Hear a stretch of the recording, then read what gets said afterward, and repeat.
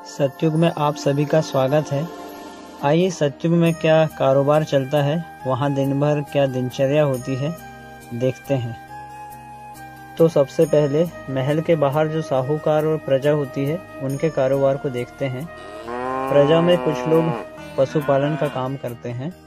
पशुओं में भी खास गाय होती है, तो गाय को चराना, उनकी देखभाल करना और फिर दूध को पुष्पक विमानों के माध्यम से महलों तक पहुंचाया जाता है। इसका बाबा ने मुरली में भी जिक्र किया है। पुष्पक विमानों के भी पार्किंग का महलों में एरिया होता है। वहां से जो सर्वेंट होते हैं वो दूध को लेकर किचन तक जाते हैं और फिर उस दूध से किचन में दूध की रेसिपी बनाई जाती है। किचन में सोलर सिस्टम होता है जिससे रेसिपी तैयार की जाती है। किसी को यदि क्वेश्चन हो कि वहाँ दूध नहीं होता या दूध के कोई रेसिपी नहीं बनती है तो आप दादी की ये क्लास सुने। तो देवताएं दूध पीते हैं ना? दूध पीते हैं, दूध की नदियाँ है वहाँ। यानी इतना है जो जैसे नदियाँ बहती हैं। तो वहाँ पर पकवान भी खाते होंगे, तली हुई चीजें ये खाते हैं? तली हुई चीज नहीं है, बेकिंग का है, बेक की हुई चीज है और वहाँ सोलर सिस्टम है।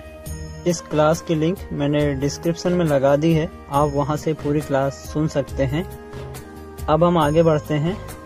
जो बगीचे की देखभाल करने वाले माली होते हैं वो बगीचे से रसदार फलों को तोड़कर उनको महलों तक पहुंचाया करते हैं। फलों में भी सभी प्रकार के फल उपलब्ध होते हैं, खट्टा, मीठा या हमें जैसा स्वाद चाहिए वैसे फल बगीचे में होते हैं और उन फलों को पुष्पक विमानों के माध्यम से माली महलों तक लेकर जाते हैं। फिर वहां से सर्वेंट उन फलों को कलेक्ट कर लेते हैं। ऐसे ही जो राज्य में कपड़ों के कारोबारी होते हैं वो अपने कारखानों में वस्त्र तैयार करते हैं। उसमें भी राजा रानी, दास दासी, प्रजा, नौकर चाकर सभी के वस्त्र तैयार किए जाते हैं और उनमें कीमती गहने और हीरे लगाए जाते हैं।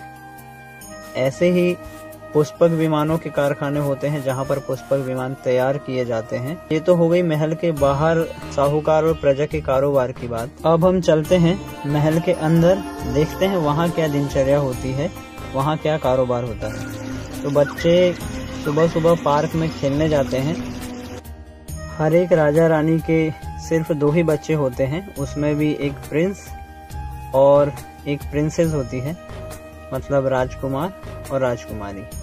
बच्चे वहाँ पर चंचलता नहीं करते हैं, लेकिन हाँ रूहानियत होती है और बहुत इनोसेंट होते हैं, बहुत सुंदर होते हैं।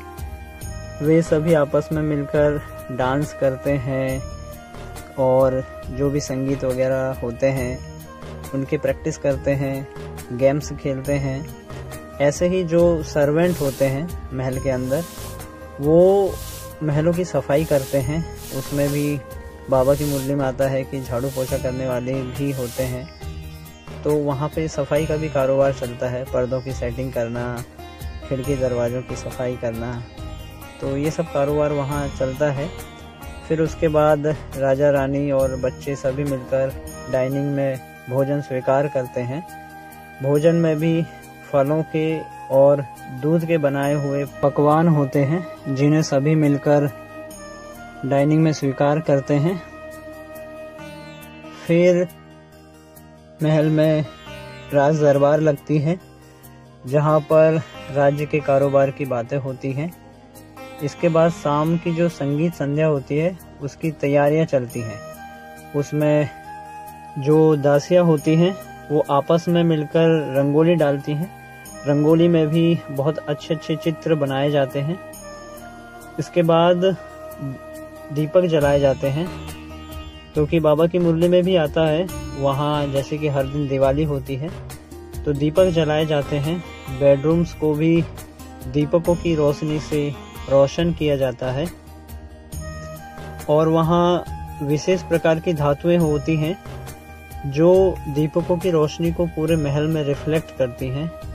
इससे वहाँ की रात भी रात नहीं लगती है, लेकिन चांदनी रात भी दीपकों की रोशनी से पूरी रोशन हो जाती है, जैसे कि दिन ही हो रहा होता है।